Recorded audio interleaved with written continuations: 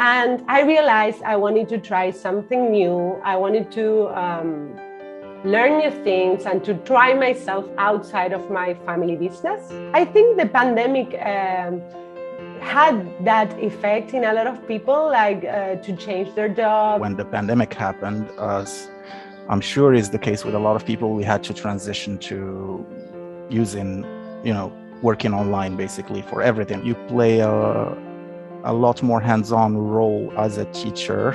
I love the freedom of being able to choose when I work, how much I work, all of that. It just suits me down to the ground. Being able to work from home is amazing. Oh God, tell me about it. The first thing that I thought of is to try and find resources. So stop doubting yourself, go for it. I think it's amazing. It spreads like wildfire. One reference, another reference, another reference, and before you know it, the lessons are coming from everywhere. But you've got to believe in yourself, and don't be like me.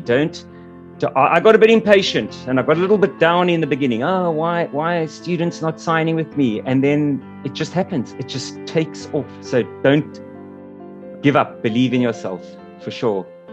One of the most important things that I've learned from my TEFL course, and this is regardless of the language you teach, what you do in the last 5 minutes is what will stick with your students. So if in those last 5 minutes you're telling something funny, you're giving some positive review, you're talking about something that the student enjoys, especially when it's the first lesson or a trial lesson, I think then there's more possibility that a student will book a next lesson or even 5 or 10 lessons. Yeah. So I usually ask my students what type of movies do they like, what type of shows, blah, blah, blah. And I binge watch everything.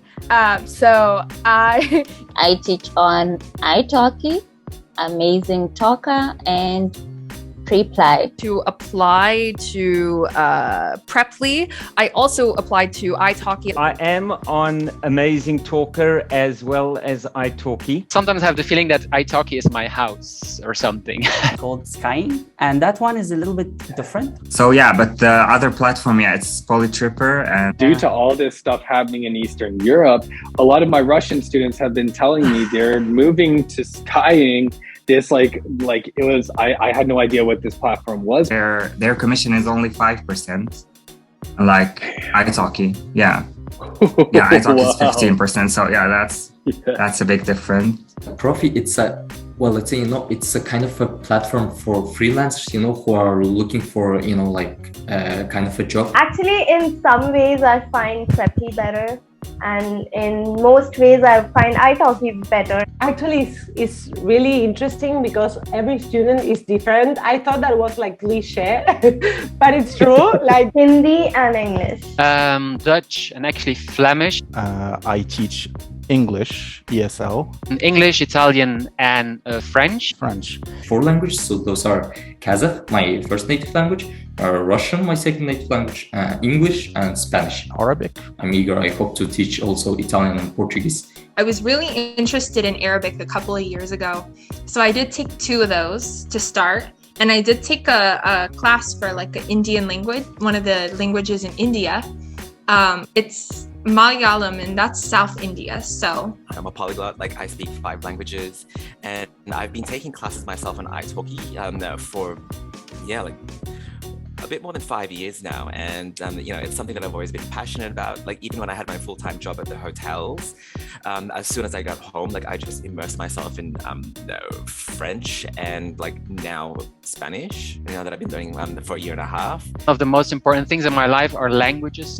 So I continued learning French up until now. Basically, I feel like I'm still learning.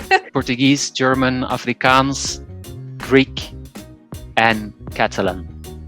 I have attempted to learn Russian, but I've kind of given up on it. And I forgot Danish. And Not Danish and Greek. Yeah, okay, I have all of them. Yeah. I headed an English club at the school. I've learned Japanese. I'm gonna be dedicating, my future life for the language, for the teaching and the learning languages and everything. Didn't want to live like that. I remember my first time ever traveling to France by myself, completely alone.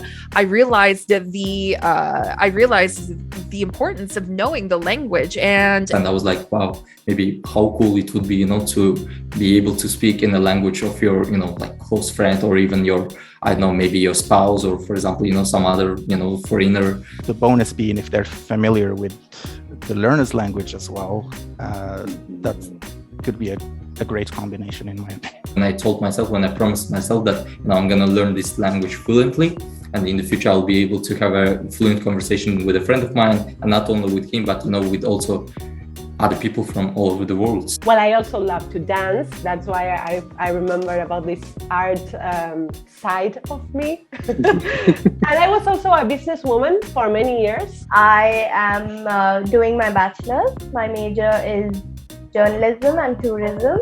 Because the jobs that I've had before, I never really felt fulfilled or that I really enjoyed them. And I study in the faculty of chemical engineering and biotechnology. So basically, my studies specialized in chemistry, in engineering. For example, I have a student who is also a med student, and he's interested in knowing how to speak with patients in Arabic, and how to take a medical history, for example. And now, I'm also studying now, so I am doing a double degree, and it's in archaeology and anthropology. And I also don't have extensive experience teaching one-to-one. The imposter syndrome is a little bit not as bad if everybody has it, I guess. I was when I first started online talking, I was concerned that students maybe wouldn't want to take lessons with me because it's a bit of a younger people's thing, and young people wanting to take lessons with other young people maybe. But